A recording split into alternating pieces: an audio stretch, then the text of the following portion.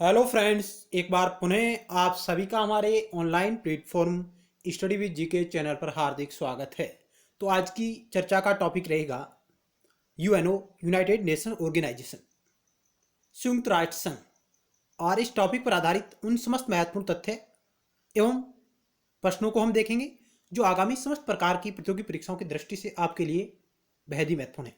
तो आइए to the point आज की क्लास को शुरू करते हैं।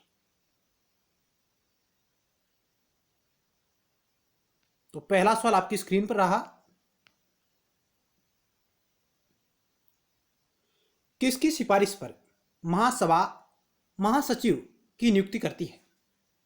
सुरक्षा परिषद, आर्थिक व सामाजिक परिषद, अंतर्राष्ट्रीय न्यायालय, न्यासी परिषद। महासभा, सुरक्षा परिषद, आर्थिक व सामाजिक परिषद, अंतर्राष्ट्रीय न्यायालय, न्यासी परिषद, ये यूएनओ के संघ है। संयुक्त राष्ट्र संघ की कुल संघ है। और किसकी सिफारिश पर महासभा महासचिव की नियुक्ति करती है? तो ऑप्शन आपका ए राइट होगा। सुरक्षा परिषद की सिफारिश पर महासभा महासचिव की नियुक्ति करती है। ऑप्शन ए राइट होगा। और महासचिव का कार्यकाल है जो सामान्यतः 5 वर्ष का होता है। विकट परिस्थितियों में इसके कार्यकाल को बढ़ाया जा सकता है तथा महासचिव दोबारा भी नियुक्त किया जा सकता है, यानी महासचिव का पुनः निर्वाचन हो सकता है। आगे चलते हैं। महासचिव संगठन का मुख्य प्रशासनिक अधिकारी होता है, जिसे सुरक्षा परिषद की सिफारिश पर महासभा द्वारा 5 वर्ष के लिए नियुक्त किया जाता है।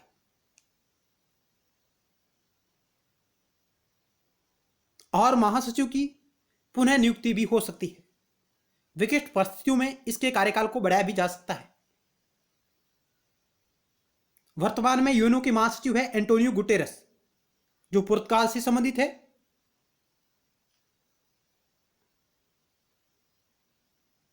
आगे चलते हैं।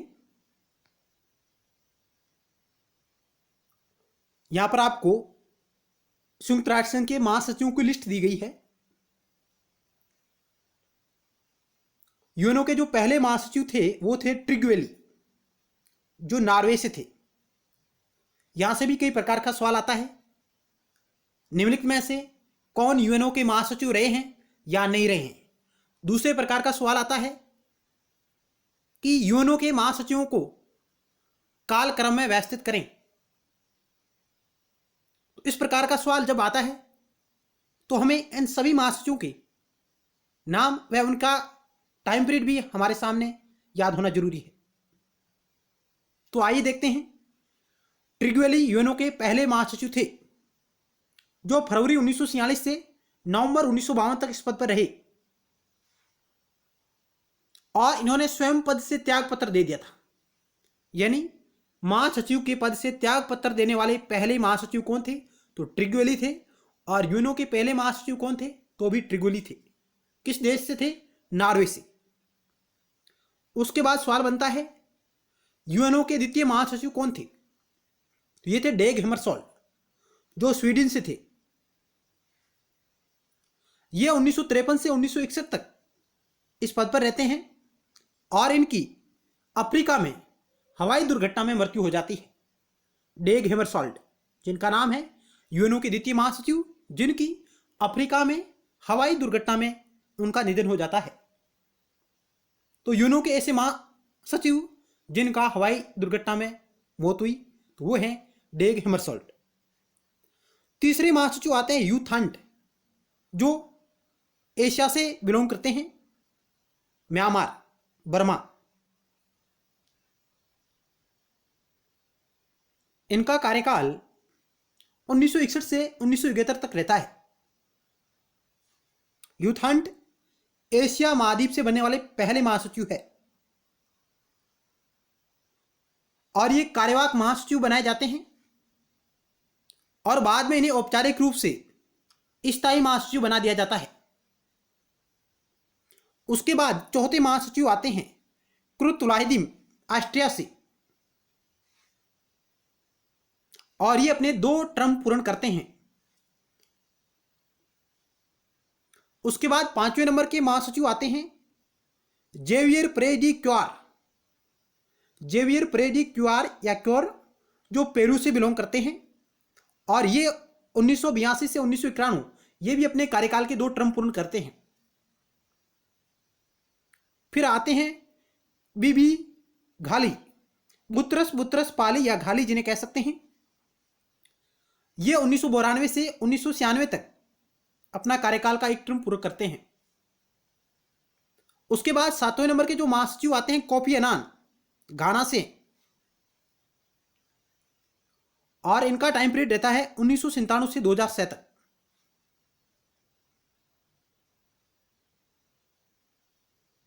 उसके बाद 8वें नंबर के महासचिव आते हैं बान की मून, जो दक्षिणी कोरिया से है। ये 1 जनवरी 2007 से इनका पहला कार्यकाल शुरू होता है, क्योंकि बान की मून ने भी 2 टर्म पूरे किए।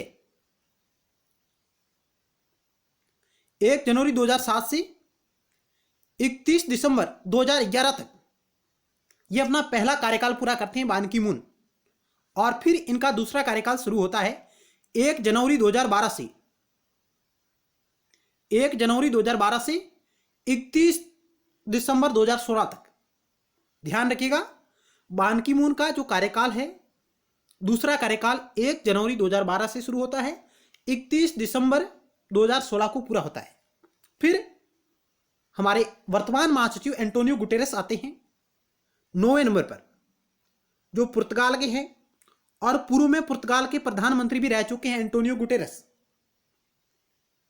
गुटेरेस 9वें नंबर के महासचिव हैं।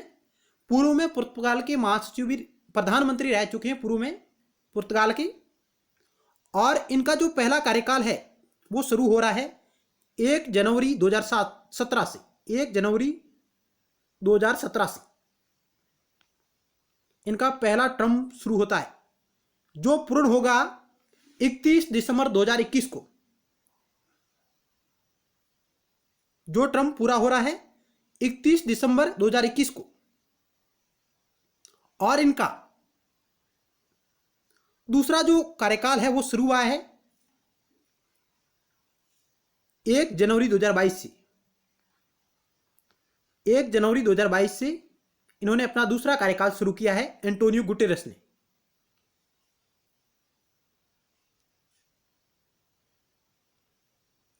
इस प्रकार हम देखें तो एंटोनियो गुटेरेस दूसरी बार यूएनओ के महासचिव चुने गए हैं, जिनका कार्यकाल शुरू हुआ है 1 जनवरी 2022 से, जो समाप्त होगा 31 दिसंबर 2026 को।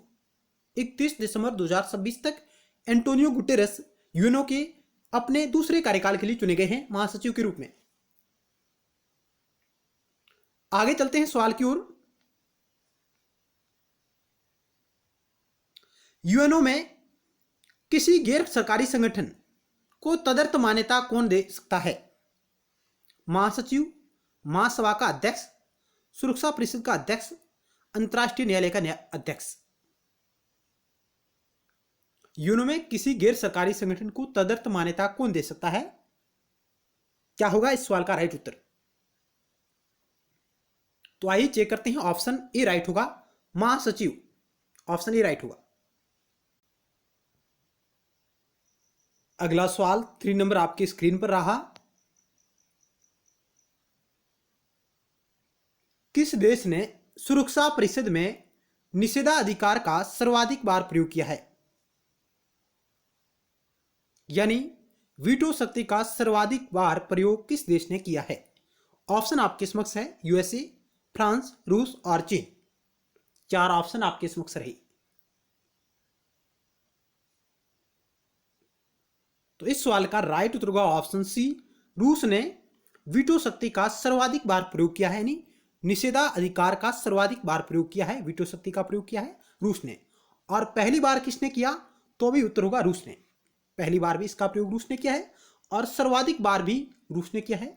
और सबसे कम किसने किया है? तो चीन ने सबसे कम वीटो शक्ति का प्रयोग किया है। आगे चलते हैं, कुछ और महत्वपूर्ण तथ्यों को जानने का प्रयास करते हैं। वीटो पावर क्या है? वीटो शब्द लैटिन भाषा का शब्द है जिसका अर्थ है मैं निषेध करता हूं।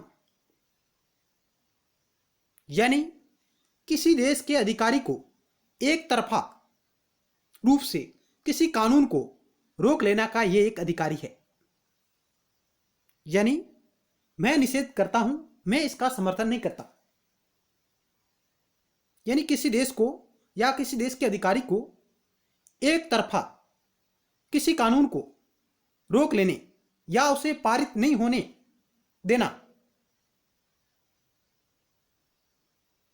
आगे क्या है कि संयुक्त राष्ट्र संघ की संयुक्त राष्ट्र परिषद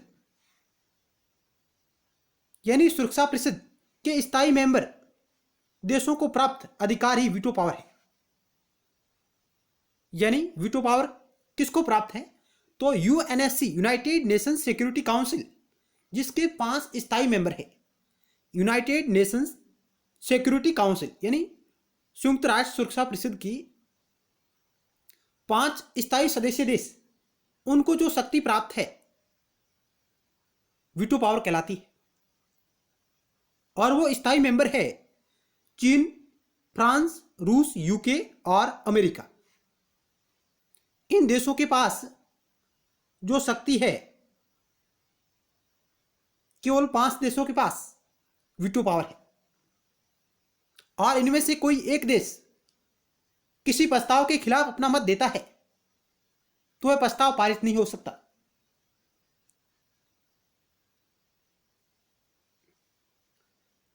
आगे चलते हैं। और यूएनओ में दोहरे वीटो का प्रावधान है। दोहरे वीटो का प्रावधान है। और यूएनओ के चार्टर का आर्टिकल यानी धारा 27 इसके बारे में बात करती है। यूएनओ के चार्टर की धारा 27 दोहरे वीटो का प्रावधान करती है। इस महत्वपूर्ण तथ्य को भी आप जानें। आगे चलते हैं। अगर संयुक्त राष्ट्र संघ के द्वारा पास किए जाने वाले किसी फैसले पर अगर कोई मेंबर देश असहमति प्रस्ताव दे तो उस फैसले को रद्द कर दिया जाता है। यानी स्थायी देशों में से जिनके पास वीटो शक्ति है, उनमें से कोई देश अगर अपनी असहमति जाहिर करें तो उस प्रस्ताव को रद्द कर दिया जाता है। जैसे कि चीन ने 10 साल में चौथी बार वीटो पावर का प्रयोग करके मसूद अजहर के विरुद्ध प्रस्ताव को खारिज करवा दिया, अंतर्राष्ट्रीय आतंकवादी घोषित करने के रूप में। संयुक्त राष्ट्र संघ में किसी भी मुद्दे पर 3 बार वीटो पड़ने के बाद उस मुद्दे को खारिज कर दिया जाता है। यानी किसी एक मुद्दे पर यदि 3 बार वीटो शक्ति का प्रयोग हो जाता है तो उस मुद्दे को खारिज कर दिया जाता है। तो वीटो शक्ति केवल स्थायी देशों को प्राप्त है। जो यूएनओ के सुरक्षा परिषद के स्थायी मेंबर है, उनको यह शक्ति प्राप्त है। आगे चलते हैं। अब वीटो पावर का इतिहास क्या, यह भी हमें जानना जरूरी है। यहां से भी कई प्रकार के सवाल परीक्षाओं में आए हैं।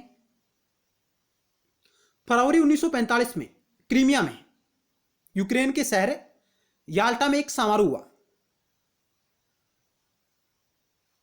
और इस समारोह को याल्टा सम्मेलन या क्रीमिया सम्मेलन भी कहा जाता है, जो संयुक्त राष्ट्र संघ की स्थापना की दिशा में एक महत्वपूर्ण सम्मेलन माना जाता है।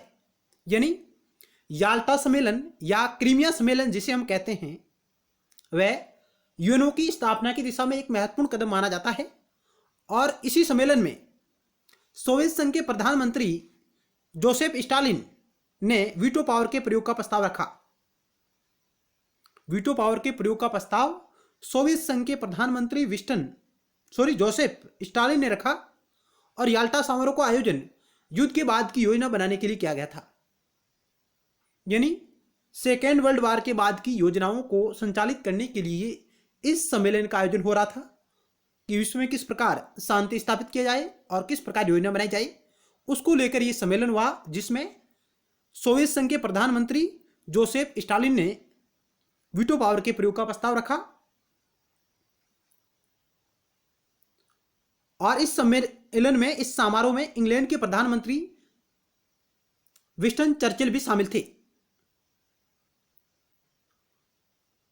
और इनके अलावा सोवियत संघ के प्रधानमंत्री जोसेफ स्टालिन और अमेरिका के राष्ट्रपति फ्रैंकलिन डी रूजवेल्ट, इन तीनों लोगों ने भाग लिया विशेष रूप से। और ये सम्मेलन अपने आप में महत्वपूर्ण स्थान रखता है कि किस सम्मेलन में वीटो पावर का प्रावधान किया गया। तो आप कह सकते हैं याल्टा सम्मेलन में। कब हुआ? फरवरी 1945 में हुआ। कहां पर हुआ? क्रीमिया, यूक्रेन के शहर याल्टा में।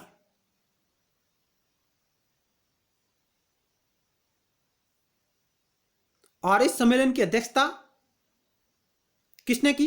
तो इस सम्मेलन की अध्यक्षता की थी सोवियत संघ के प्रधानमंत्री जोसेफ स्टालिन ने। और पहली बार भी इन्होंने इस वीटो पावर के प्रयोग का प्रस्ताव रखा और पहली बार ही इन्होंने वीटो शक्ति का प्रयोग किया। और सर्वाधिक बार वीटो शक्ति का प्रयोग भी रूस ने किया है। 1920 में लीग ऑफ नेशन यानी राष्ट्र संघ की स्थापना के बाद वीटो की स्थापना की गई। यानी लीग ऑफ नेशन के बाद वीटो पावर अस्तित्व में आया है।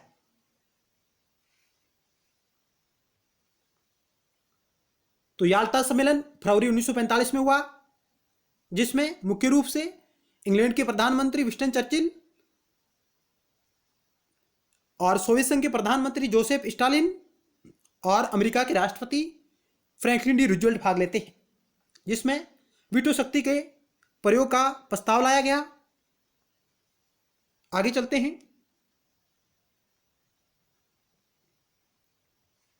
पहली बार वीटो का प्रयोग किसने किया? तो पहली बार 16 फरवरी 1946 को सोवियत समाजवादी गणराज्य ने पहली बार वीटो पावर का प्रयोग किया था। फरवरी 1946 को सोवियत समाजवादी गणराज्य ने पहली बार वीटो पावर का प्रयोग किया। प्रस्ताव भी कौन लाया? सोवियत संघ लाया। पहली बार वीटो का प्रयोग भी कौन कर रहा है? सोवियत संघ कर रहा है। सर्वाधिक बार वीटो का प्रयोग भी कौन कर रहा है? सोवियत संघ यानी वर्तमान रूस कर रहा है। तो ये कुछ महत्वपूर्ण तथ्य हैं। और इस वीटो पावर का प्रयोग किया गया था, वो किया गया था लेबनान और सीरिया में से विदेशी सैनिकों की वापसी को लेकर। लेबनान और सीरिया में से विदेशी सैनिकों की वापसी को लेकर यूएसएसआर ने वीटो पावर का प्रयोग किया था पहली बार। कब? फरवरी 1946 में। और वीटो पावर के प्रयोग का प्रस्ताव कौन लाया? यूएसएसआर लाया। पहली बार कौन करता है? यूएसएसआर करता है। सर्वाधिक बार कौन करता है? वर्तमान रूस। वीटो स्थापना के शुरुआत के सालों में सोवियत रूस ने सबसे ज्यादा बार वीटो का पावर का प्रयोग किया। सोवियत रूस ने अब तक 141 बार वीटो पावर का प्रयोग कर चुका है। यही अमेरिका की बात करें तो 83 बार। और उसके बाद नंबर आता है ब्रिटेन का, और उसके बाद फ्रांस, और उसके बाद चीन का नंबर आता है। यानी सबसे कम बार यदि वीटो शक्ति का प्रयोग किया है तो वो किया है चाइना ने, चीन ने। इस प्रकार का भी सवाल आ सकता है कि पहली बार किसने किया, सर्वाधिक बार किसने किया और सबसे कम बार किसने किया। तो आगे चलते हैं।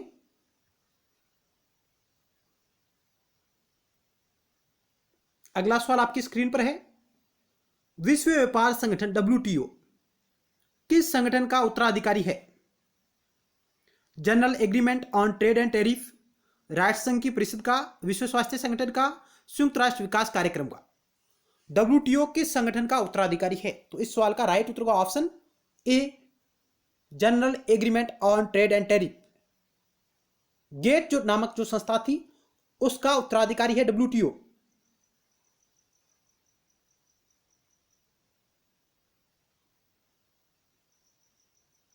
और WTO का जो वर्तमान स्वरूप 1 जनवरी 1995 को हमारे सामने आया। 1 जनवरी 1995 को general agreement on trade and tariff, इसकी स्थापना 1948 में की गई थी, जिसका उत्तराधिकारी है WTO। और WTO यूएनओ से संबंधित एक संगठन है, न कि विशेष एजेंसी। इस सवाल को आप ध्यान में रखिएगा कि इस सवाल कई बार परीक्षा में पूछा गया है। यूएनओ है जो WTO यूएनओ का एक संबंधित संगठन है, न कि विशिष्ट एजेंसी, यूएनओ की विशिष्ट एजेंसियों में डब्ल्यूटीओ शामिल नहीं है। इस फैक्ट को आप विशेष रूप से ध्यान रखिएगा कि संयुक्त राष्ट्र से संबंधित विशिष्ट एजेंसी कौन सी है, जिसमें ऑप्शन आता है आईएलओ, आईटीयू, यूनेस्को, डब्ल्यूटीओ और यूएनडब्ल्यूटीओ।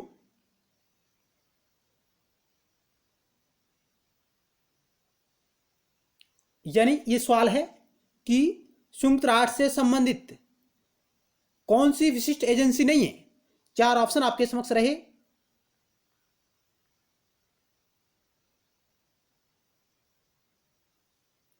आईएलओ है, आईटीयू है, डब्ल्यूटीओ है और यूएनडब्ल्यूटीओ। ये चार ऑप्शन रहे। तो इसमें आपका उत्तर होगा डब्ल्यूटीओ है, जो यह संयुक्त राष्ट्र संघ की विशेष एजेंसी नहीं है, जबकि एक संबंधित निकाय है। यूएनडब्ल्यूटीओ का मतलब है United Nations World Tourism Organisation. United Nations World Tourism Organisation. आगे चलते हैं। अगला सवाल आपकी स्क्रीन पर रहा।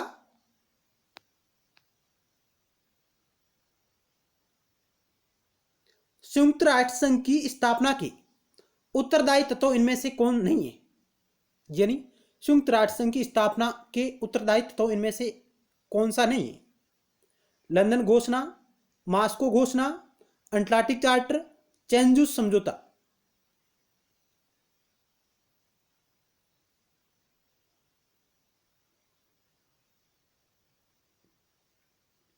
तो ऑप्शन डी राइट होगा। चेंजूस समझौता है जो संयुक्त राष्ट्र संघ की स्थापना में शामिल या यूएनओ की स्थापना की दिशा में एक महत्वपूर्ण कदम नहीं है, एक महत्वपूर्ण तत्व नहीं है। जबकि लंदन घोषणा, मास्को घोषणा, अटलांटिक चार्टर ये तीनों उसकी स्थापना में शामिल तत्वों में शामिल है। तो ऑप्शन डी राइट होगा। आगे हम विस्तार से जानते हैं। इस स्लाइड में आपके समक्ष यूएनओ के निर्माण से संबंधित प्रमुख घटनाक्रम दिए गए हैं, जो 1939 से 1945 तक घटित हुए हैं। या आप कह सकते हैं ये वो घोषणाएं या ये वो चार्टर या ये वो एग्रीमेंट है जो यूएनओ की स्थापना में महत्वपूर्ण भूमिका निभा रहे हैं। तो आप यहां देख सकते हैं। सबसे पहले बात आती है अंतर संबंध घोषणा, जिसको हम सेंट जेम्स प्लेस की घोषणा के नाम से भी जानते हैं। अंतर संबंध घोषणा, सेंट जेम्स प्लेस की घोषणा या लंदन घोषणा, या इसको आप इंटर अलाइड डिक्लेरेशन भी कह सकते हैं, या लंदन घोषणा। यह घोषणा 12 जून 1941 को लंदन में हस्ताक्षरित हुई, जो संयुक्त राष्ट्र संघ की स्थापना में एक पहला कदम माना जाता है। तो लंदन घोषणा है जो जिसको इंटर अलाइड डिक्लेरेशन या सेंट जेम्स प्लेस की घोषणा या अंतर संबंध घोषणा के नाम से भी जाना जाता है। और इसका टाइम पीरियड है 1941, जून 1941, क्योंकि ये जो घोषणाएं, चार्टर, समझौते या सम्मेलन, इनका कालक्रम बार बार परीक्षाओं में आता है कि सेंट जेम्स प्लेस की घोषणा, अटलांटिक चार्टर, मास्को सम्मेलन, सैन फ्रांसिस्को सम्मेलन, डर्मट ऑक्सन सम्मेलन, तेहरान सम्मेलन, इनको कालक्रम में व्यवस्थित करें। इस प्रकार का सवाल निरंतर आ रही है, तो आप इन्हें भी जरूर देखिएगा। आगे आता है अटलांटिक चार्टर, क्या है इसको भी हमें जानना जरूरी है। और यह साइन होता है 14 अगस्त 1941 को संयुक्त राज्य अमेरिका के राष्ट्रपति फ्रैंकलिन डी रूजवेल्ट और यूनाइटेड किंगडम के प्रधानमंत्री विंस्टन चर्चिल के मध्य। और यह होता है शांति और सुरक्षा बनाए रखने में अंतर्राष्ट्रीय सहयोग के लिए सिद्धांतों का एक सेट प्रस्तावित किया जाता है। यानी अटलांटिक चार्टर के अंतर्गत शांति और सुरक्षा बनाए रखने के लिए अंतर्राष्ट्रीय सहयोग के सिद्धांतों का एक सेट प्रस्तावित किया जाता है। और यह जो चार्टर है, यह एक जहाज पर एक बैठक के दौरान हस्ताक्षर हुआ है।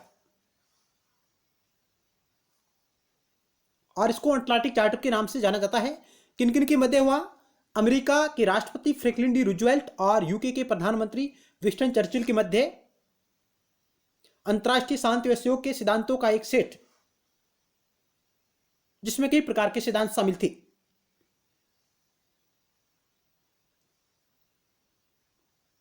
और इस चार्टर के अंतर्गत द्वितीय विश्व युद्ध के बाद दुनिया के लिए साझा लक्ष्य निर्धारित किए गए थे। इन लक्ष्यों में मुक्त व्यापार, निशस्त्रीकरण, सभी लोगों के आत्मनिर्णय का अधिकार भी इसमें शामिल था, यानी अटलांटिक चार्टर में। अटलांटिक चार्टर को अक्सर ट्रांस अटलांटिक विशेष संबंधों की आधारशिला के रूप में भी उद्धृत किया जाता है, जाना जाता है। अटलांटिक चार्टर को ट्रांस अटलांटिक विशेष संबंधों की आधारशिला के रूप में भी जाना जाता है। तो यह हुआ है 14 अगस्त 1941 को। इससे पहले लंदन घोषणा हुई 12 जून 1941 को, जिसको हम इंटर-अलाइड डिक्लेरेशन के नाम से भी जानते हैं। आगे चलते हैं।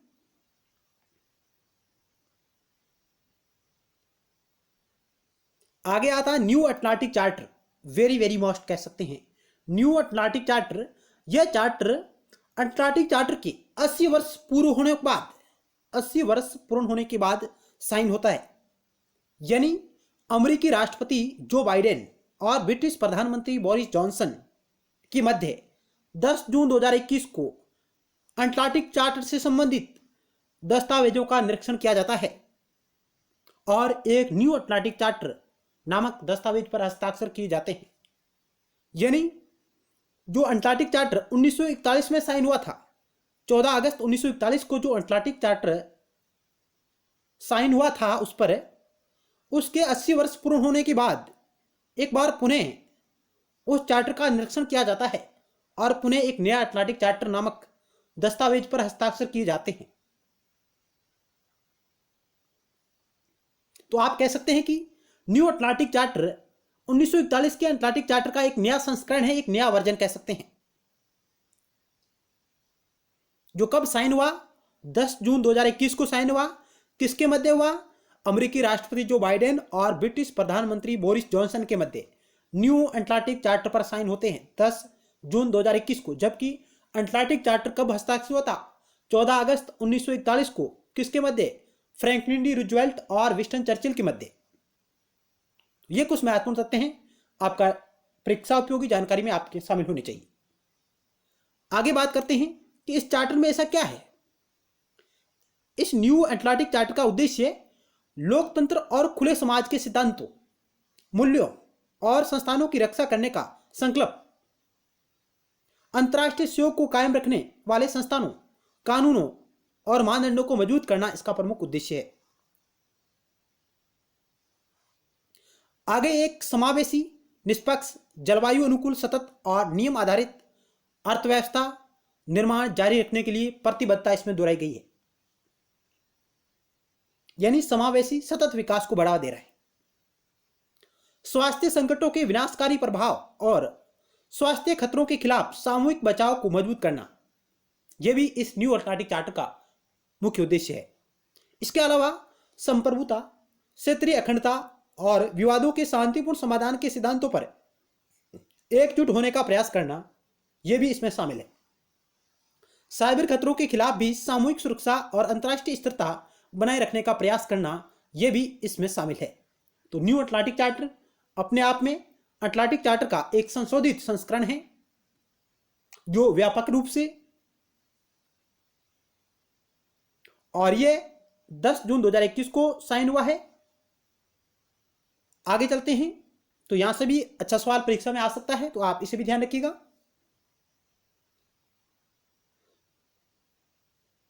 अगला जो एक सम्मेलन होता है अटलांटिक चार्टर के बाद, जो सम्मेलन हुआ वो होता है संयुक्त राष्ट्र द्वारा घोषणा या वाशिंगटन सम्मेलन, जिसको हम कहते हैं, या इसे हम मित्र राष्ट्रों के सम्मेलन के नाम से भी जानते हैं। यानी इस सम्मेलन को हम वाशिंगटन सम्मेलन या मित्र राष्ट्रों का सम्मेलन भी कह सकते हैं, क्योंकि 1 जनवरी 1942 को एक्सिस ऑफ पावर्स यानी धुरी राष्ट्रों के खिलाफ लड़ने वाले सभी संबंधित देशों के प्रतिनिधियों ने संयुक्त राष्ट्र द्वारा घोषणा पर हस्ताक्षर करके अटलांटिक चार्टर के लिए अपना समर्थन देने के लिए वाशिंगटन डीसी में मुलाकात की। यानी सभी मित्र राष्ट्रों का एक सम्मेलन होता है। कहां पर हुआ? वाशिंगटन में। इसलिए इसको वाशिंगटन सम्मेलन के नाम से भी जाना जाता है। और इस सम्मेलन में संयुक्त राष्ट्र शब्द का पहली बार उपयोग हुआ फ्रैंकलिन डी रूजवेल्ट के द्वारा।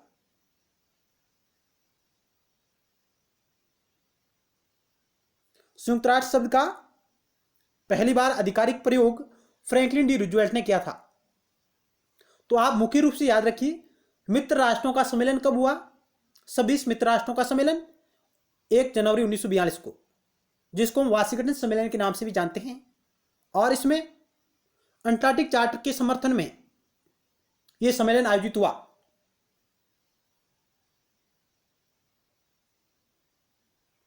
आगे चलते हैं। इसके बाद मास्को सम्मेलन आयोजित हुआ अक्टूबर 1943 में।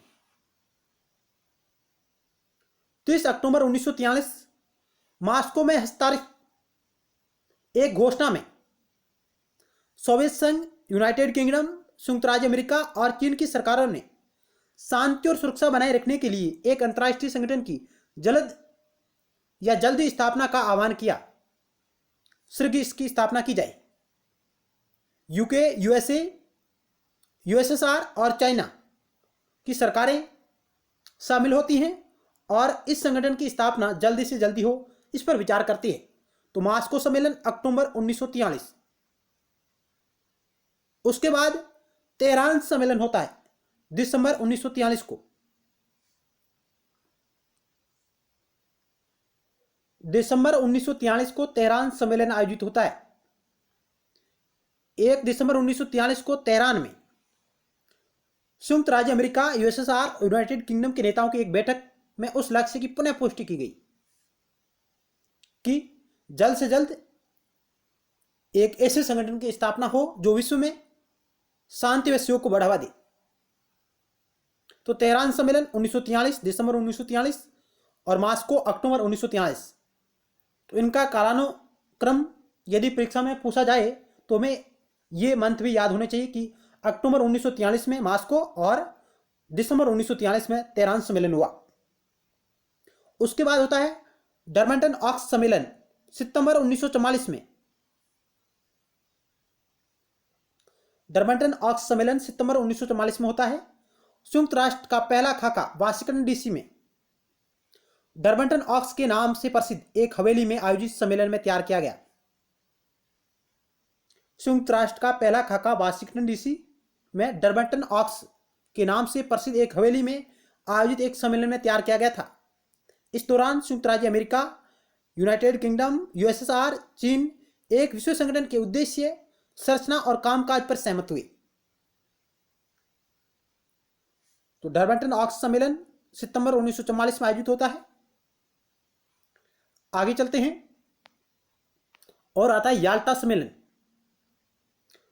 जो क्रीमिया यूक्रेन के शहर याल्टा में आयोजित होता है। इस सम्मेलन का आयोजन का उद्देश्य द्वितीय युद्ध के बाद योजना बनाना जो विश्व में शांति स्थापना का प्रयास करे और भविष्य में युद्ध को रोकने में कामयाब हो।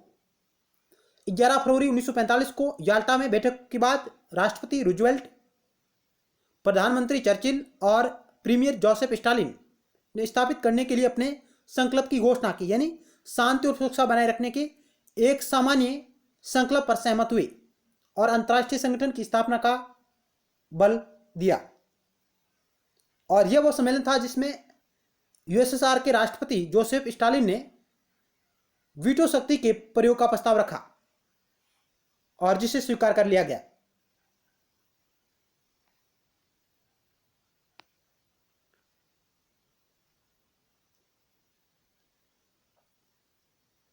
जो अगला सम्मेलन होता है वो होता है सैन फ्रांसिस्को सम्मेलन।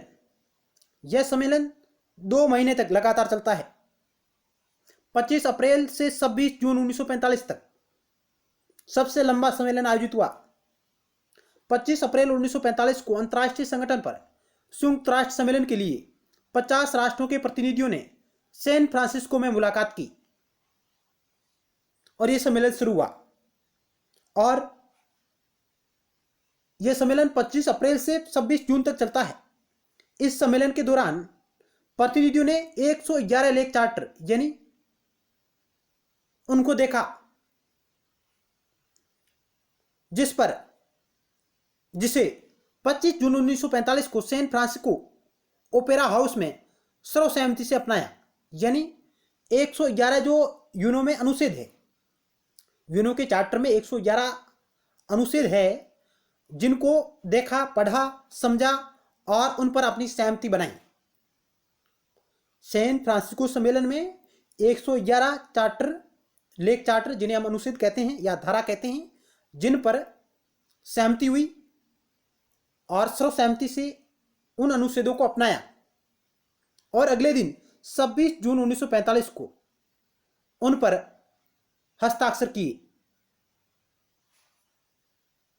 तो सैन फ्रांसिस्को सम्मेलन जिसमें चार्टर को अपनाया गया, 26 जून 1945 को इस पर हस्ताक्षर हुए। संयुक्त राष्ट्र चार्टर पर हस्ताक्षर कब हुए? तो 26 जून 1945 को।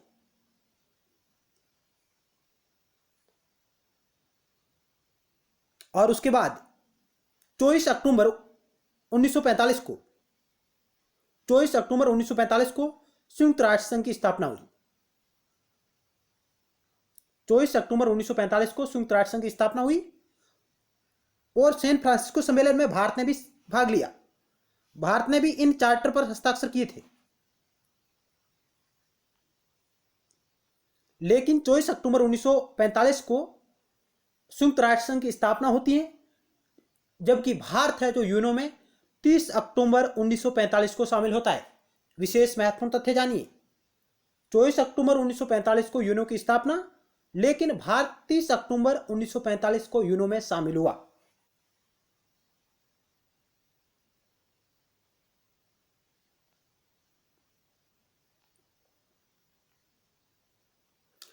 ये एनसीईआरटी की स्लाइड है जिसको हमने इसमें शामिल किया है। आप देख सकते हैं एक बार पुनः। सबसे पहले हमने बात की थी लंदन घोषणा की, इंटर अलाइड डिक्लेरेशन, जो जून 1941 में होती है, जो यूनो की दिशा में पहला कदम माना जाता है। उसके बाद हमने देखा अगस्त 1941 में अटलांटिक चार्टर पर हस्ताक्षर होते हैं। अमेरिकी राष्ट्रपति और ब्रिटेन प्रधानमंत्री, अमेरिकी राष्ट्रपति रूजवेल्ट और ब्रिटिश प्रधानमंत्री चर्चिल उस पर हस्ताक्षर करते हैं।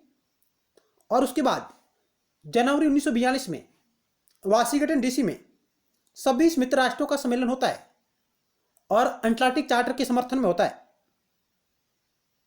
और वे उसके बाद हमने देखा मास्को सम्मेलन, जो अक्टूबर 1943 में आयोजित होता है। उसके बाद हमने देखा तेहरान सम्मेलन, जो दिसंबर 1943 को आयोजित होता है। उसके बाद हमने देखा डरबंटन ऑक्स सम्मेलन, जो 1944 में आयोजित होता है। उसके बाद हमने देखा फरवरी 1945 में याल्टा सम्मेलन, जिसमें 3 बड़े नेता शामिल होते हैं, रूजवेल्ट, चर्चिल और स्टालिन। याल्टा सम्मेलन में प्रस्तावित अंतर्राष्ट्रीय संगठन के बारे में संयुक्त राष्ट्र संघ एक सम्मेलन करने का निर्णय लिया और इसमें वीटो पावर का प्रस्ताव रखा गया, जिसे स्वीकार कर लिया गया। उसके बाद 2 महीने एक लंबा सम्मेलन चलता है, सैन फ्रांसिस्को सम्मेलन, जिसमें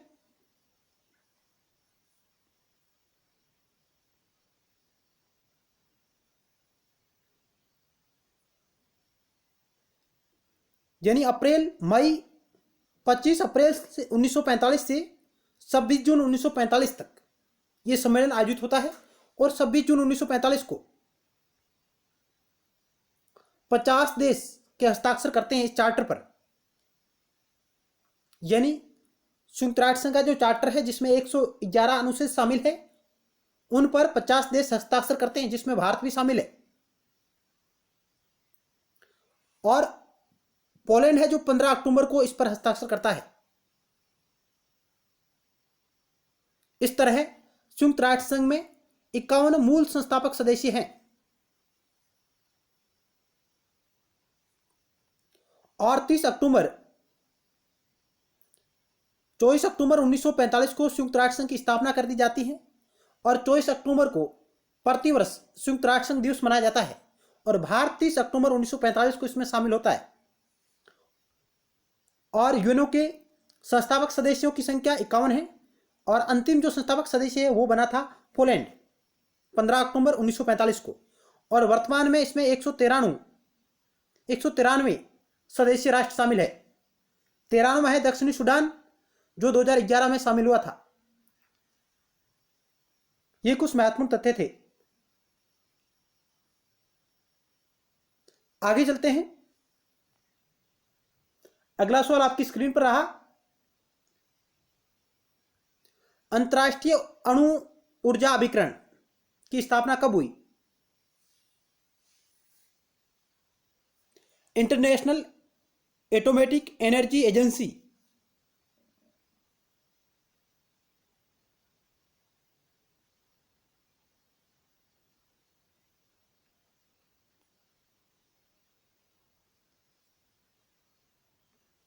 चार ऑप्शन आपके समक्ष रहे। अंतर्राष्ट्रीय अणु ऊर्जा अभिकरण IAEA international atomic energy agency की स्थापना कब हुई? तो ऑप्शन बी राइट होगा 1957 में। इसका मुख्यालय वियना ऑस्ट्रिया में है। ऑस्ट्रिया की राजधानी वियना में इसका हेडक्वार्टर है और यह यूएनओ का एक संबंध संगठन है, न कि एजेंसी। ये यूएनओ की एजेंसी नहीं है, संबंधित एक संगठन है। जिस प्रकार WTO है, जिस प्रकार WTO यूएनओ से संबंधित एक संगठन है, उसी प्रकार IAEA यानी इंटरनेशनल एटॉमिक एनर्जी एजेंसी यह एक संबंधित संगठन है।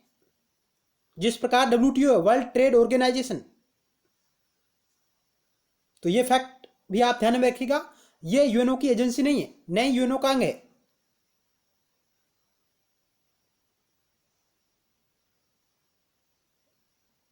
आगे चलते हैं।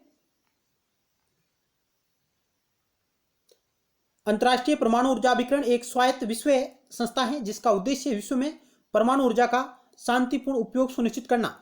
यह परमाणु ऊर्जा के सैन्य उपयोग को किसी भी प्रकार रोकने में प्रयासरत रहती है। इस संस्था का गठन 29 जुलाई 1957 को हुआ। इसका मुख्यालय वियना ऑस्ट्रिया में है और ये यूएनओ की एक संबंधित एजेंसी है, न कि विशेष एजेंसी।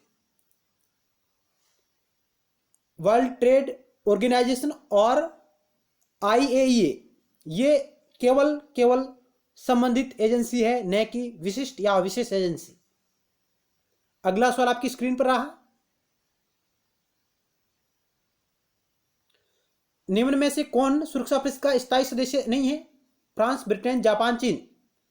ऑप्शन सी राइट होगा, जापान सुरक्षा परिषद का स्थायी सदस्य नहीं।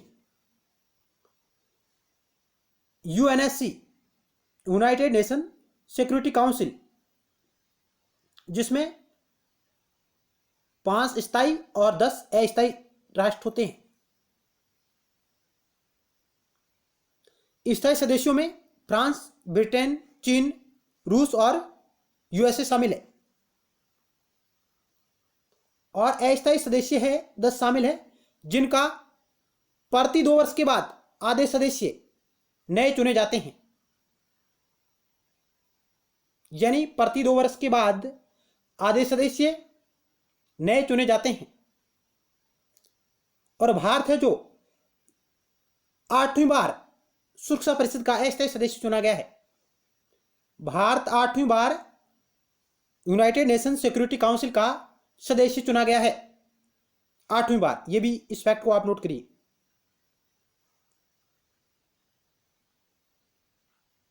UNSC का अस्थायी सदस्य बना है भारत 8वीं बार। पहली बार कब बना था? 1950 में। और अस्थायी सदस्यों का जो कार्यकाल होता है 2 वर्ष का होता है। यह भी आप ध्यान रखें, यानी अस्थायी सदस्यों का कार्यकाल 2 वर्ष का होता है। और भारत पहली बार अस्थायी सदस्य चुना गया था 1955 और 51 के लिए, इस अवधि के लिए। और भारत वर्तमान में 8वीं बार अस्थायी सदस्य चुना गया है। चलते हैं अगले सवाल की ओर।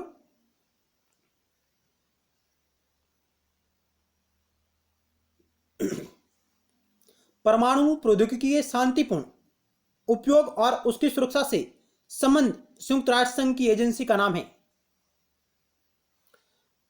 इस लाइन को आप बड़े ध्यान से देखिए, संबंध संयुक्त राष्ट्र संघ की एजेंसी, न कि विशेष एजेंसी। यहां हो रही है संबंधित संयुक्त राष्ट्र संघ की एजेंसी।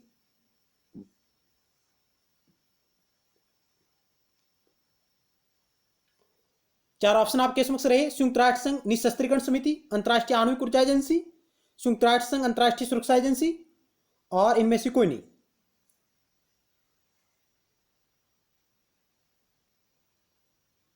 तो ऑप्शन आपका बी राइट होगा। अंतर्राष्ट्रीय आणविक ऊर्जा एजेंसी है जो एक संबंधित एजेंसी है जिसका उद्देश्य परमाणु प्रौद्योगिकी के शांतिपूर्ण उपयोग और उसकी सुरक्षा से है। ऑप्शन बी राइट होगा।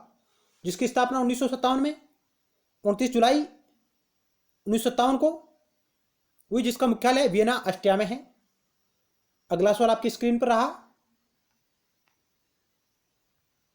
संयुक्त राष्ट्र संघ का सबसे बड़ा अंग कौन सा है? सुरक्षा परिषद, महासभा, सचिवालय, अंतर्राष्ट्रीय न्यायालय। तो ऑप्शन बी राइट होगा, महासभा। यह सबसे बड़ा अंग है और महासभा में 193 सदस्य भाग लेते हैं। सुरक्षा परिषद के 5 स्थायी और 10 अस्थायी शामिल है सदस्य। अंतर्राष्ट्रीय न्यायालय में कुल 15 न्यायाधीश होते हैं जिनका कार्यकाल 9 वर्ष का होता है। अंतर्राष्ट्रीय न्यायालय नीदरलैंड के हेग में स्थित है। संयुक्त राष्ट्र संघ के बाकी सभी निकायों का, यानी बाकी सभी जो अंग है उनका मुख्यालय न्यूयॉर्क में है, जबकि अंतर्राष्ट्रीय न्यायालय जो यूएनओ का अंग है उसका मुख्यालय नीदरलैंड के हेग में है। आगे चलते हैं।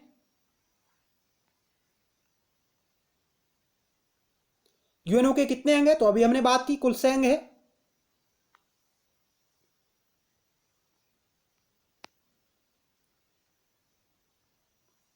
जिनमें सुरक्षा परिषद है, आर्थिक और सामाजिक परिषद है, महासभा है, सचिवालय है और अंतर्राष्ट्रीय न्यायालय। अंतर्राष्ट्रीय न्यायालय में 15 न्यायाधीश, 9 वर्ष के कार्यकाल होता है प्रत्येक न्यायाधीश का, और यह नीदरलैंड के हेग में स्थित है। आर्थिक और सामाजिक परिषद इसके 54 सदस्य हैं, 54 सदस्य है।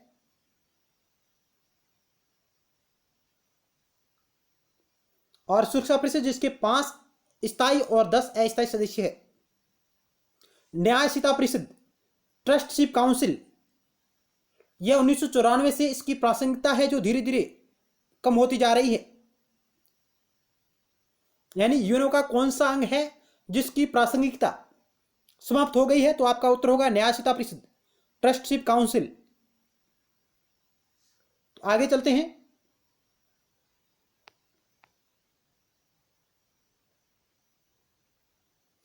संयुक्त राष्ट्र संघ के महासचिव बान की मून किस देश के थे? तो ऑप्शन डी राइट होगा, दक्षिणी कोरिया से थे। दक्षिणी कोरिया से। एशिया महाद्वीप से बनने वाले दूसरे महासचिव थे, यानी एशिया महाद्वीप से जाने वाले या यूएनओ के महासचिव बनने वाले दूसरे महासचिव थे बान की मून, जो 1 जनवरी 2007 से अपने 2 टर्म इन्होंने पूरे किए कार्यकाल के। 1 जनवरी 2007 से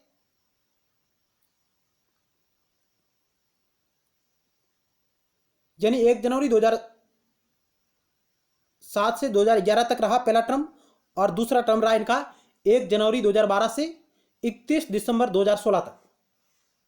2 कार्यकाल इन्होंने पूरे किए हैं बान की मून ने, जो दक्षिणी कोरिया से।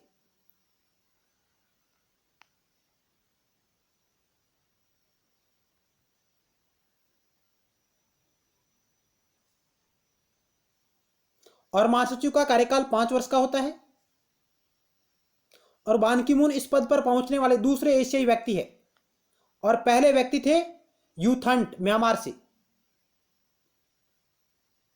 वर्तमान में यूएनओ के महासचिव है एंटोनियो गुटेरेस पुर्तगाल से।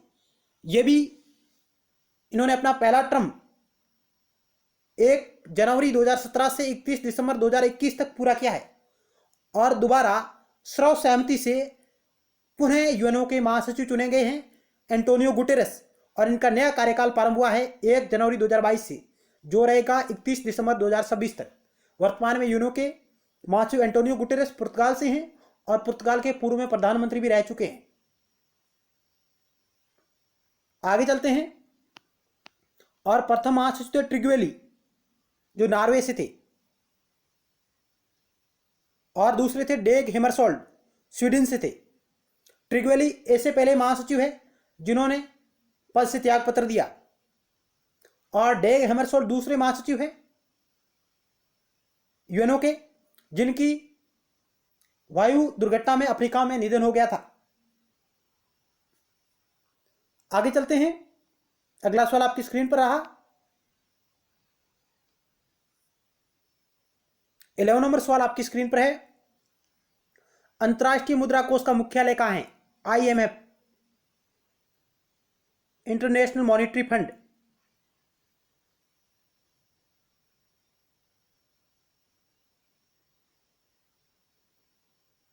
अंतर्राष्ट्रीय मुद्रा कोष का मुख्यालय कहां है? तो ऑप्शन डी राइट होगा, वाशिंगटन में। और आईएमएफ की स्थापना ब्रिटेन वुड्स सम्मेलन के दौरान हुई थी। आईबीआरडी और आईएमएफ, और वर्तमान में इसके 190 सदस्य राष्ट्र है। चलते हैं अगली स्लाइड की ओर।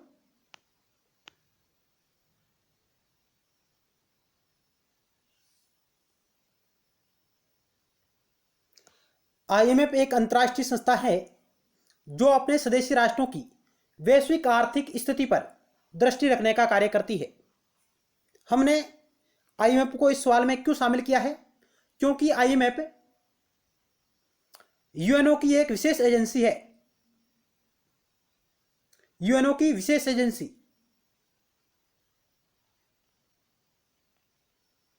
स्पेशल एजेंसी है। और स्पेशल एजेंसी में और कौन कौन शामिल है हमने बात की थी। आईएमएफ है, डब्ल्यूएचओ है,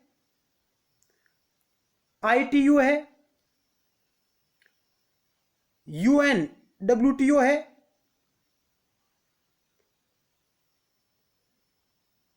United Nation World Tourism Organisation जिसकी फुल फॉर्म है, ये भी है, यूनेस्को भी है, इत्यादि इत्यादि। जबकि हमने बात की थी कि डब्ल्यूटीओ विशेष एजेंसी नहीं है। और एक और हमने बात की थी IAEA, international atomic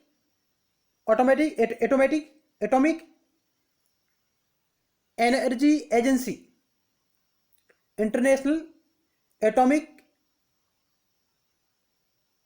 energy agency, अंतर्राष्ट्रीय आणविक ऊर्जा एजेंसी और विश्व व्यापार संगठन।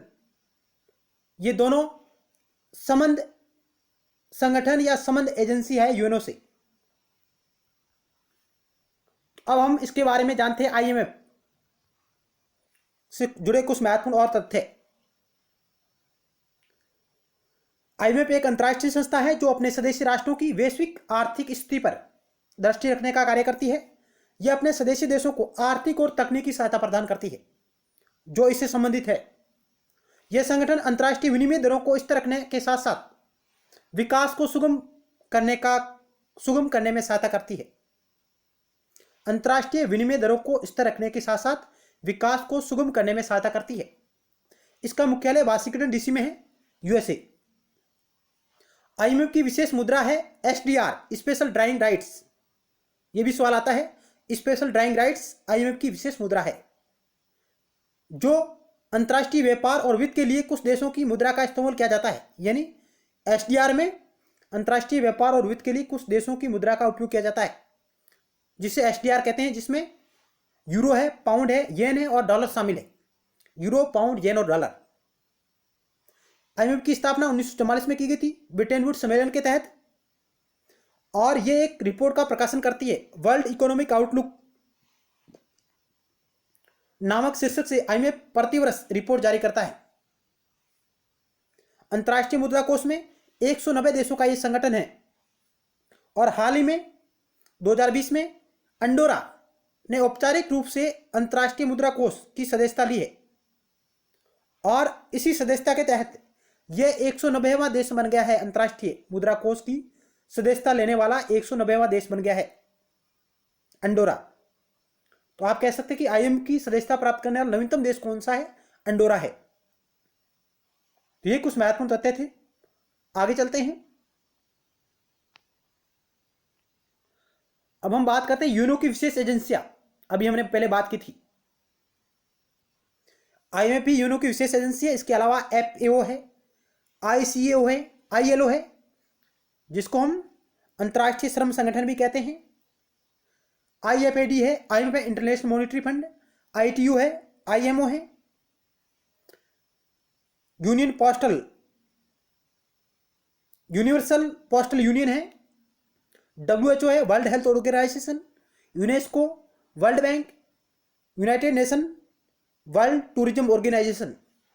ये जो विशेष एजेंसियों के रूप में शामिल है यूएनओ की।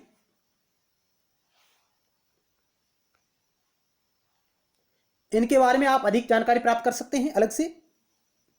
संयुक्त राष्ट्र की विशेष एजेंसियां संयुक्त राष्ट्र के साथ काम करने वाली स्वायत्त अंतर्राष्ट्रीय संगठन है। यानी संयुक्त राष्ट्र की विशेष एजेंसियां संयुक्त राष्ट्र के साथ काम करने वाले स्वायत्त अंतर्राष्ट्रीय संगठन है। इन सभी को बातचीत के समझौतों के माध्यम से संयुक्त राष्ट्र के साथ संबंध में लाया गया। इनमें से कुछ प्रथम विश्व युद्ध से पहले मौजूद थे, जैसे आईएलओ की स्थापना, और कुछ राष्ट्र संघ से जुड़े थे। अन्य संयुक्त राष्ट्र के साथ लगभग एक साथ बनाए गए। यानी इनमें से ये संगठन है जिनमें से इन कुछ ऐसे संगठन हैं जिनकी स्थापना प्रथम वर्ल्ड वार से पहले या उसके दौरान, और कुछ ऐसे संगठन हैं जिनकी स्थापना राष्ट्र संघ के साथ हुई, और कुछ ऐसे संगठन हैं जिनकी स्थापना यूएनओ की स्थापना के साथ हुई। इन सभी संगठनों को या अन्य संगठनों को संयुक्त राष्ट्र द्वारा उभरती जरूरतों को पूरा करने के लिए बनाया गया था। तो यहां से जो सवाल आता है मुख्य रूप से यह आता है कि कौन सी विशेष एजेंसी है या नहीं। यही सवाल आया आज तक। निम्नलिखित में से कौन सी यूएनओ की विशेष एजेंसी है या नहीं, आप इनको ध्यान में रखिएगा। चलते हैं अगले सवाल की ओर। संयुक्त राष्ट्र संघ के चार्टर में कितनी धाराएं हैं? 111, 112, 115, 120। तो ऑप्शन आपका ये राइट होगा। 111 धाराएं हैं और 19 अध्याय है।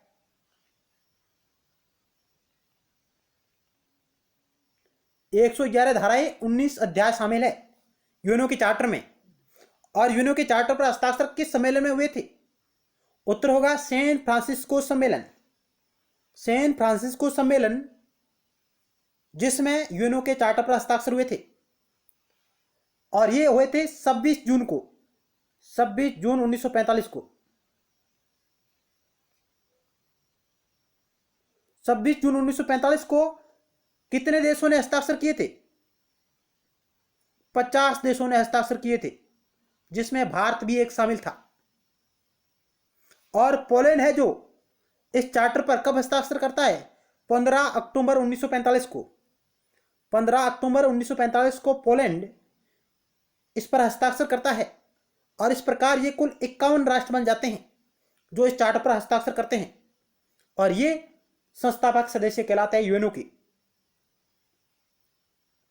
तो यूएनओ के चार्टर में 111 धाराएं या अनुच्छेद कह सकते हैं, 19 अध्याय है। इस चार्टर पर साइन कब हुए थे? तो 26 जून 1945 को हुए थे। कितने देशों ने किए थे उस दिन? 50 देशों ने किए थे। और वह कौन सा देश है जिसने बाद में साइन किया? पोलैंड 15 अक्टूबर 1945 को साइन करता है। भारत इसमें शामिल था साइन करने वाले। 26 जून 1945 को इस पर साइन हुए हैं।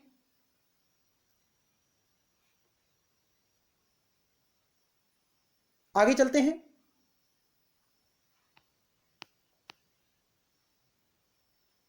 सुरक्षा परिषद में स्थायी सदस्यों की संख्या कितनी है? तो 5 है। और अस्थायी सदस्यों की संख्या कितनी है वर्तमान में? तो 10 है। और 1965 में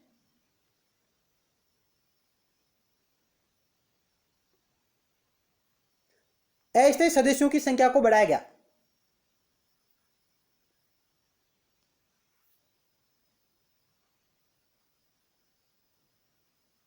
उन्नीस सौ पैंसठ में अस्थायी सदस्यों की संख्या को बढ़ाया गया था पहली बार।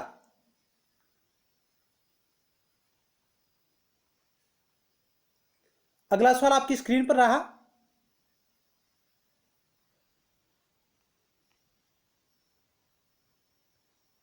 सीटीबीटी प्रस्ताव संयुक्त राष्ट्र संघ द्वारा कब स्वीकार किया गया?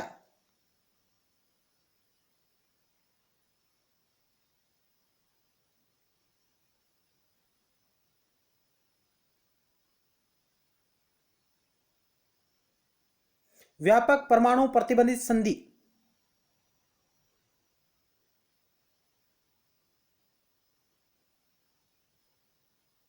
तो ऑप्शन बी राइट होगा, 1996 में।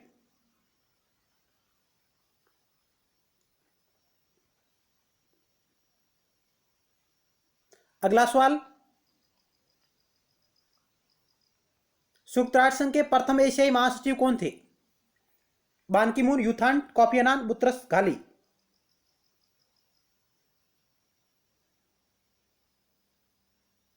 तो ऑप्शन बी राइट होगा, यू थान म्यांमार से थे और ये संयुक्त राष्ट्र संघ के प्रथम एशियाई महासचिव थे। और दूसरे कौन थे? बान की मून, दक्षिणी कोरिया से। और पहले थे यूथांट, एशिया से। जबकि यूएनओ के पहले महासचिव कौन थे? तो थे ट्रिगवेली, नॉर्वे से। ट्रिगवेली, नॉर्वे से। और दूसरे थे डेग हेमरसॉल्ट। तीसरे थे यूथांट।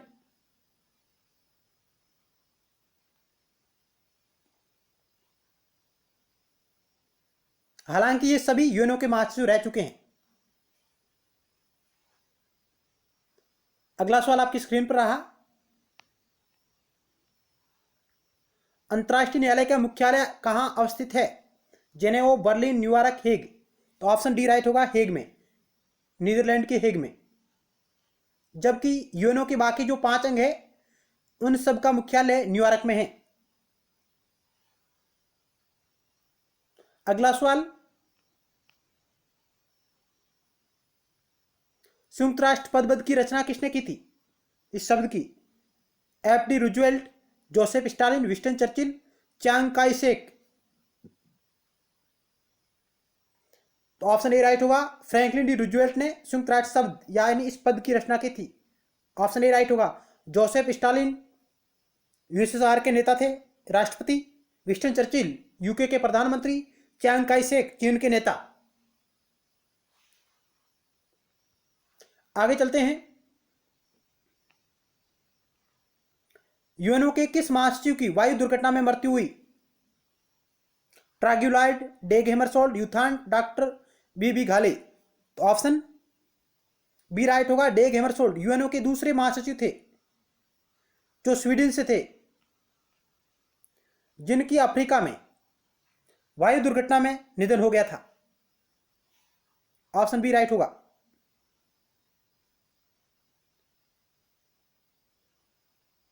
अगला सवाल,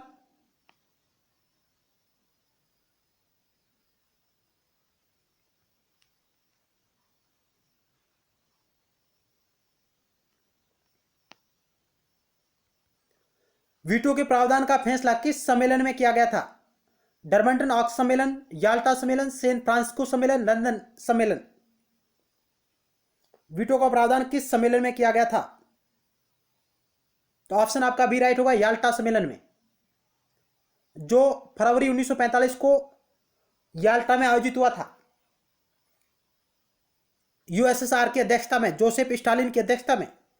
और इसमें वीटो का प्रावधान किया गया था। और प्रस्ताव कौन सा देश लेके आया था? यूएसएसआर, सोवियत संघ इस प्रस्ताव को लेकर आए थे, जोसेफ स्टालिन। और सबसे पहली बार ही वीटो का प्रयोग किसने किया? सोवियत संघ ने किया था 1946 में। 16 फरवरी 1946 को क्रीमिया और लेबनान और सीरिया में सैनिकों की वापसी को लेकर उस मुद्दे पर पहली बार वीटो का प्रयोग करते हैं सोवियत संघ, और सबसे अधिक बार भी वीटो का प्रयोग किया है सोवियत संघ ने। उसके बाद किया है अमेरिका ने, और सबसे कम किया है चीन ने। यहां से और किस प्रकार का सवाल हमारे सामने आता है, इन सम्मेलन को कालक्रम में व्यवस्थित करें। डर्बन ऑक्स सम्मेलन कब होता है? 1944 में। लंदन घोषणा जिसे हम कहते हैं इंटरलाइड डिक्लेरेशन, लंदन घोषणा, यह होती है जून 1941 को।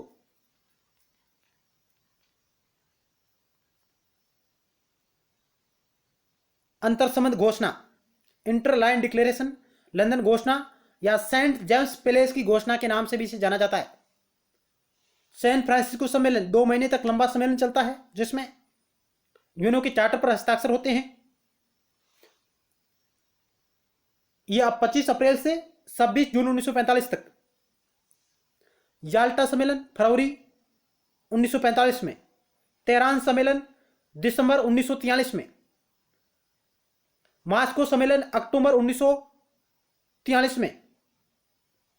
26 मित्र राष्ट्रों का सम्मेलन 1942 में।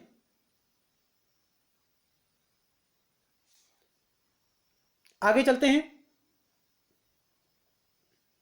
तो यहां से इन सम्मेलनों का कालक्रम पूछा जा सकता है कि किस सम्मेलन में क्या हुआ, या सुमिलित करने वाला भी सवाल आ सकता है।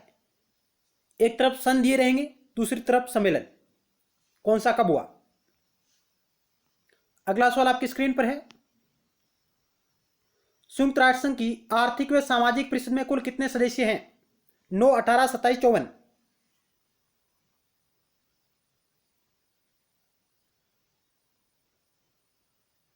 तो ऑप्शन डी राइट होगा, 54 सदस्य।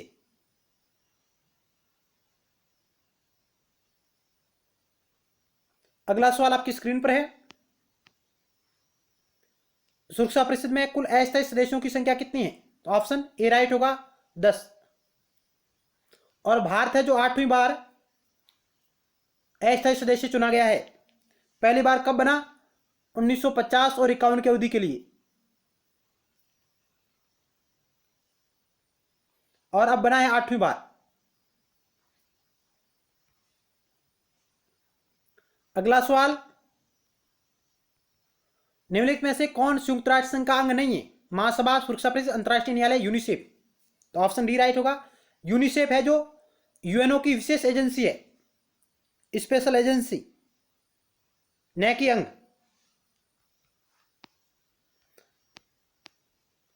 अगला सवाल आपकी स्क्रीन पर है। संयुक्त राष्ट्र संघ की प्रथम बैठक कब हुई थी? 24 अक्टूबर 1945, 10 जनवरी 1946, 10 जनवरी 1945, 24 अक्टूबर 1945। इसकी जगह आप पढ़े 24 अक्टूबर 1946। प्रथम बैठक कब हुई थी? 1945, 1946, 10 जनवरी 1946, 10 जनवरी 1945, 24 अक्टूबर 1946। तो ऑप्शन आपका सी राइट होगा, सॉरी ऑप्शन बी राइट होगा।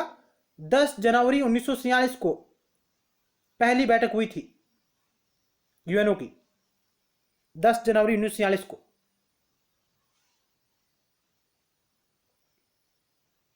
ऑप्शन बी राइट होगा। यानी 10 जनवरी 1946 को सामान्य सभा यानी महासभा का प्रथम सत्र यानी प्रथम बैठक, यूएनओ की प्रथम बैठक, जिसमें 51 देशों के प्रतिनिधियों ने भाग लिया, और यह आयोजित हुई थी महासभा सेंट्रल हॉल, वेस्टमिंस्टर, लंदन में।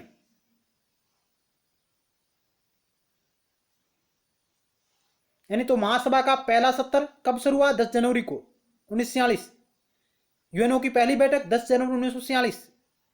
कितने देशों ने भाग लिया? 51 देशों ने।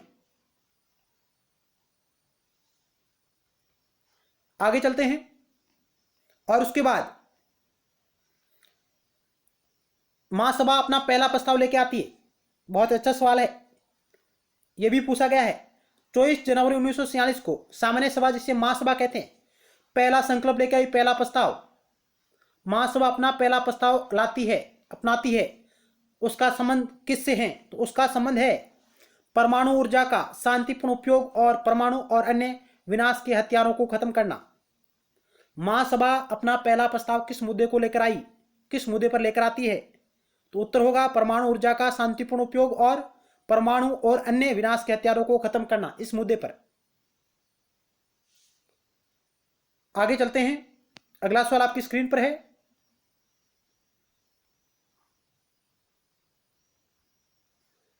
संयुक्त राष्ट्र संघ की प्राथमिक सदस्य संख्या थी 45, 51, 50, 16। तो ऑप्शन आपका भी राइट होगा 51। प्राथमिक यानी संस्थापक सदस्य राष्ट्रों की संख्या 51 है, और जो 51वां जो राष्ट्र है वो है पोलैंड।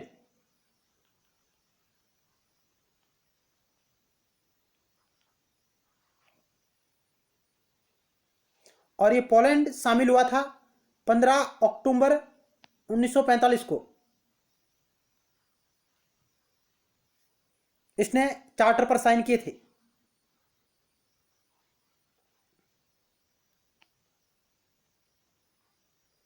सुरक्षा परिषद में सर्वाधिक बार निषेधाधिकार यानी वीटो का प्रयोग किया है, तो ये रूस ने किया है। पहली बार भी इसने किया, सबसे ज्यादा भी इसने किया, और ये भी प्रस्ताव लेके आया था पहली बार याल्टा सम्मेलन के दौरान। उसके बाद अमेरिका ने किया है, और सबसे कम किया है चीन ने। अगला सवाल, संयुक्त राष्ट्र संघ का अंतिम सदस्य दक्षिणी सूडान कब बना था? यानी यह 193वें सदस्य के रूप में शामिल हुआ था दक्षिणी सूडान। 9 जुलाई 2015, 9 जुलाई 2010, 9 जुलाई 2011, 9 जुलाई 2012। तो ऑप्शन सी राइट होगा, 9 जुलाई 2011 को यह इसमें शामिल हुआ यूएनओ में 193वें सदस्य राष्ट्र के रूप में।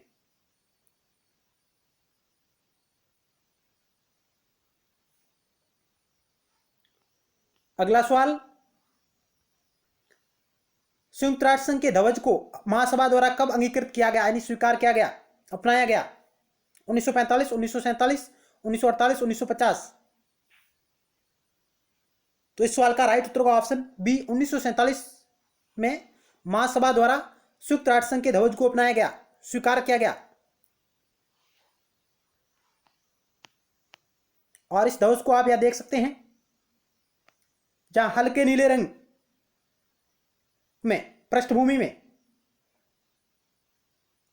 जैतून की दो पत्तियों के मध्य यानी जैतून की दो जोड़ियों के मध्य विश्व का मानचित्र बना हुआ है। हल्के नीले रंग की पृष्ठभूमि में जैतून की दोनों पत्तियों के मध्य विश्व का मानचित्र बना हुआ है।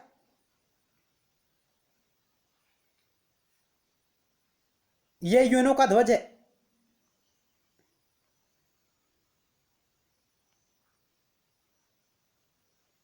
जिसको 1947 में महासभा द्वारा स्वीकार किया गया, अंगीकृत किया गया।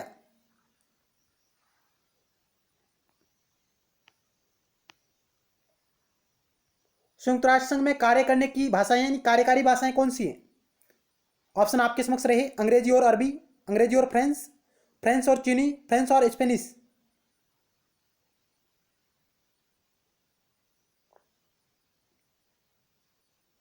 तो ऑप्शन बी राइट होगा, अंग्रेजी और फ्रेंच है जो कार्यकारी भाषाएं हैं।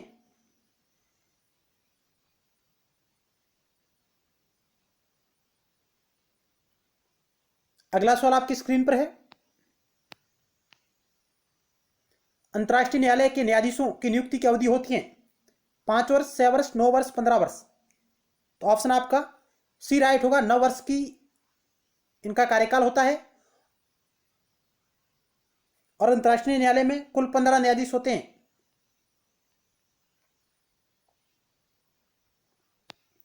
अगला सवाल, संयुक्त राष्ट्र संघ के नए महासचिव है Ban Ki Moon, Antonio Guterres, हेरिस जॉन्स, कॉफी अन्नान। तो ऑप्शन आपका 2 राइट होगा, एंटोनियो गुटेरस है यूएनओ के नए महासचिव, जिनका दूसरा कार्यकाल 1 जनवरी 2022 को शुरू हुआ है, दूसरा टर्म, यानी ये दूसरी बार यूएनओ के महासचिव बने हैं एंटोनियो गुटेरस। 1 जनवरी 2022 से 31 दिसंबर 2026 तक इस पद पर रहेंगे और इनका पहला कार्यकाल 1 जनवरी 2017 से 31 दिसंबर 2021 तक था।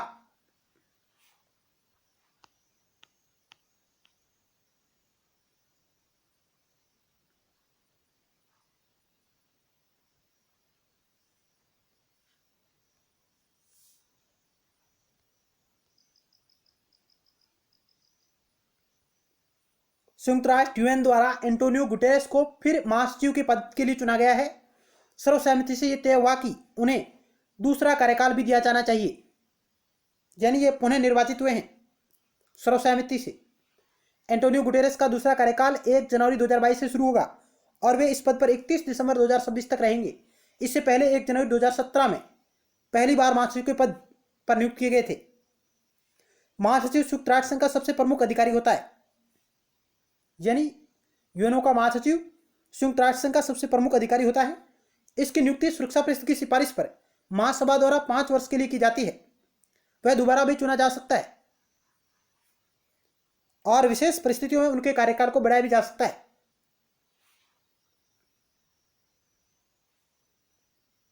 संयुक्त राष्ट्र अधिकार पत्र के अनुरूप महासचिव अपनी सहायता के लिए दक्ष, योग्य और सत्यनिष्ठ कर्मचारियों का अंतर्राष्ट्रीय समूह स्वयं चुनता है। तो आज हमने इस वीडियो लेक्चर के माध्यम से